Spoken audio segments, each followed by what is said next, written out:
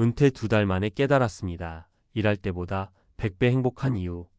퇴직 후 첫날 아침 눈을 뜨자마자 오늘은 어디로 출근해야 하지? 하고 잠깐 혼란스러웠다는 사람이 많습니다. 수십 년 동안 몸에 밴 습관이 하루아침에 멈춰버리니 오히려 허전하고 불안하죠. 이제 내 인생이 텅 비는 건 아닐까? 하고 걱정도 들고요. 그런데 흥미로운 건 그렇게 불안해하던 사람들이 2달 정도 지나면 전혀 다른 이야기를 하기 시작한다는 겁니다. 일할 때보다 지금이 훨씬 행복하다는 고백이 터져 나오는 거예요. 우린 늘 일이 삶의 전부라고 믿으며 달려왔습니다. 아침부터 밤까지 업무에 묶여 살다 보니 가족과 대화할 시간도 부족했고 내 몸 하나 제대로 돌보지 못했죠. 하지만 은퇴 후 2달만 지나면 일이 사라진 자리에 삶이 비로소 자리를 잡기 시작합니다. 어떤 분은 아내와 함께 손잡고 동네 공원을 산책하면서 이게 진짜 사는 맛이구나 하고 느낀다고 하고, 또 어떤 분은 손자 손녀와 보내는 시간이 하루 중 가장 기다려진다고 말합니다. 일보다 100배 행복하다는 말이 괜히 나오는 게 아니에요. 왜 은퇴 후 2달 만에 이런 변화가 생길까? 전문가들은 이 시기를 재적응 기간이라고 부릅니다. 은퇴 직후엔 상실감이 크지만 시간이 지나면서 몸과 마음이 새로운 리듬을 찾아간다는 거죠. 실제로 한국보건사회연구원 조사에 따르면 은퇴 후 첫 2달은 심리적으로 혼란스럽지만 이후부터는 삶의 만족도가 점차 회복되고 오히려 직장생활 때보다 높아지는 경우가 많다고 합니다. 그 이유는 크게 3가지로 나눌 수 있어요. 첫째, 시간의 주도권을 되찾았다는 점입니다. 더 이상 출근 시간에 맞춰 움직이지 않아도 되고 내가 원하는 대로 하루를 계획할 수 있죠. 둘째, 관계의 회복입니다. 가족과의 대화가 늘어나고 취미 모임이나 지역 커뮤니티 활동에 참여하면서 사람 냄새 나는 시간을 경험하게 됩니다. 셋째, 건강의 회복이에요. 직장에 있을 때는 늘 피곤에 찌들어 병원에 갈 시간조차 없었는데 은퇴 후엔 규칙적인 운동과 식습관을 통해 몸과 마음이 점차 회복됩니다.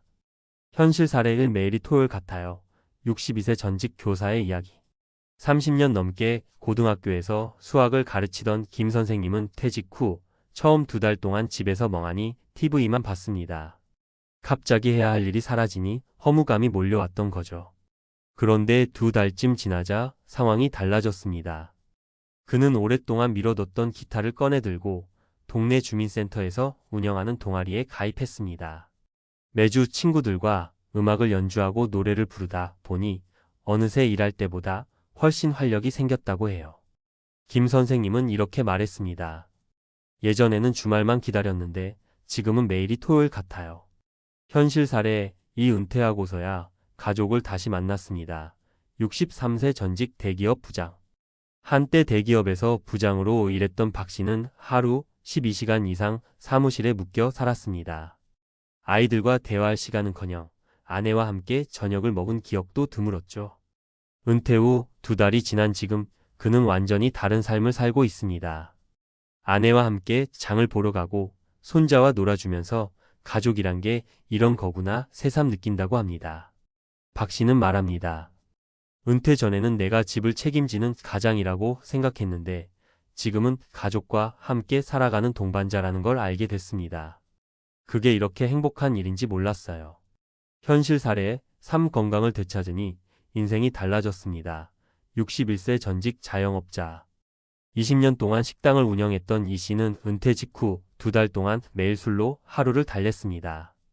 일을 안 하니 내가 무슨 쓸모가 있나 하는 자괴감이 컸던 거죠. 그런데 건강검진에서 이대로 가면 큰일 난다는 경고를 받고 마음을 고쳤습니다. 그때부터 매일 아침 1시간씩 걷기 운동을 시작했어요. 2달 만에 혈압이 안정되고 몸무게가 6kg나 빠졌습니다. 이 씨는 이렇게 말합니다. 이제야 알겠어요. 돈 벌겠다고 내 몸을 갈아 넣었던 게 얼마나 어리석은 일이었는지. 건강이 회복되니 사는 게 즐겁습니다. 전문가의 인사이트. 은퇴 후 행복의 비밀. 은퇴 이후 행복을 느끼는 사람들의 공통점을 살펴보면 몇 가지 핵심이 보입니다. 첫째, 새로운 목표를 찾습니다. 꼭 돈이 되는 일이 아니어도 좋아요. 하루에 작은 성취를 쌓을 수 있는 취미나 봉사활동이면 충분합니다. 둘째, 관계 맺기를 게을리하지 않습니다. 이웃, 친구, 가족과 꾸준히 교류하는 사람일수록 삶의 만족도가 높습니다. 셋째, 건강 관리를 생활화합니다. 걷기, 가벼운 근력 운동, 균형 잡힌 식사만 해도 일상에서 활력이 돌아옵니다. 심리학자들은 일 중심의 정체성에서 벗어나 삶 중심의 정체성으로 옮겨가는 게 중요하다고 강조합니다. 즉, 나는 직장인이다 라는 정체성 대신 나는 음악을 즐기는 사람이다, 나는 가족과 함께하는 사람이다 라는 새로운 자아상을 만들어 가야 한다는 거죠. 결론, 은퇴는 끝이 아니라 새로운 시작. 많은 사람들이 은퇴를 두려워합니다. 하지만 실제 은퇴자들의 목소리를 들어보면 2달 정도만 지나면 삶의 무게가 훨씬 가벼워지고 행복이 더 크게 다가옵니다. 1보다 100배 행복하다는 말이 괜히 나온 게 아니죠. 혹시 지금 은퇴를 앞두고 걱정하고 계신가요? 또는 이미 은퇴했는데 허전함만 느끼고 계신가요? 그렇다면 2달만 자신에게 기회를 주세요. 매일 조금씩 새로운 리듬을 만들어 가다 보면 어느새 내가 왜 이 행복을 미리 몰랐을까 하고 웃고 있는 자신을 발견하게 될 겁니다. 은퇴는 끝이 아닙니다. 오히려 나답게 사는 삶의 시작일 수 있습니다. 그 사실을 깨닫는데 2달이면 충분합니다. 은퇴 후 행복을 지켜내는 구체적 방법들. 은퇴 2달 만에 행복을 느꼈다는 이야기는 사실 운이나 성격 차이만의 문제가 아닙니다. 심리학, 사회학, 경제학 연구들을 살펴보면 분명한 패턴이 보여요. 조금만 준비하고 습관을 바꾸면 누구나 비슷한 변화를 경험할 수 있다는 거죠. 그렇다면 구체적으로 무엇을 해야 할까요? 1. 하루 루틴 만들기, 시간을 내 편으로 만들기. 은퇴 후 가장 먼저 마주하는 게 끝없이 주어진 시간입니다. 처음엔 해방감이 크지만 이게 길어지면 오히려 허무해져요. 전문가들은 하루 일과표를 새롭게 짜라고 조언합니다. 예를 들어 아침 7시에 기상 30분 걷기, 간단한 스트레칭, 오전에는 독서나 공부, 점심 후 낮잠 20분, 오후에는 취미나 사람 만남, 저녁은 가족과 식사, 밤엔 가벼운 산책, 이런 식으로 스스로 규칙을 만드는 겁니다. 실제로 미국 스탠퍼드 대학 연구에서 은퇴 후 일정한 루틴을 유지한 사람들의 행복도가 그렇지 않은 사람보다 30% 이상 높게 나타났습니다. 작은 루틴이지만 이게 심리적 안정감을 주는 핵심이에요. 2. 생활비 계산하기. 행복 유지비는 얼마일까? 은퇴 후 행복을 지켜내려면 돈 걱정이 최소화돼야 합니다. 흔히 얼마가 있어야 되냐는 질문을 많이 하죠. 물론 사람마다 다르지만 한국의 평균 은퇴 가구 생활비는 월 240만 원 정도라는 통계가 있습니다. 통계청 가계 동향 조사 기준. 그런데 실제 은퇴자들이 행복하다고 답한 금액은 의외로 평균보다 낮아요. 월 200만 원 정도의 안정적 현금 흐름만 확보해도 불안감이 크게 줄어든다는 조사 결과가 있습니다.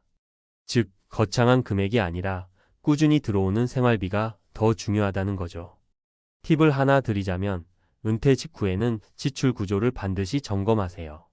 교통비, 외식비, 보험료 같은 고정 지출을 최소화하면 월 3,050만 원 정도는 쉽게 절약할 수 있습니다. 이 돈이 쌓이면 여유가 생기고 여유가 행복을 낳습니다. 3. 건강관리. 투자 대비 효과가 가장 확실하다. 행복과 건강은 뗄 수 없는 관계입니다. 사실 은퇴 후 2달이 지나면서 행복해지는 이유 중 절반 이상이 몸이 좋아지는 경험 때문이에요. 걷기 운동만 보더라도 하루 30분 이상 걷는 은퇴자들은 그렇지 않은 은퇴자보다 우울증 발생 위험이 40% 낮아졌다는 국내 연구 결과가 있습니다. 또 혈압, 혈당 같은 기초 수치가 평균 1015% 정도 개선된다는 보고도 있어요. 여기서 중요한 건 무리하지 않는 겁니다. 처음부터 헬스장 등록해서 근력 운동을 하루 2시간씩 하는 건 오히려 해가 됩니다. 전문가들이 권하는 건 주 5회 하루 30분 이상 걷기와 간단한 체중 운동, 스쿼트, 팔굽혀펴기, 플랭크 각 1015회씩 정도예요. 돈도 거의 안 들고 효과는 확실합니다. 4.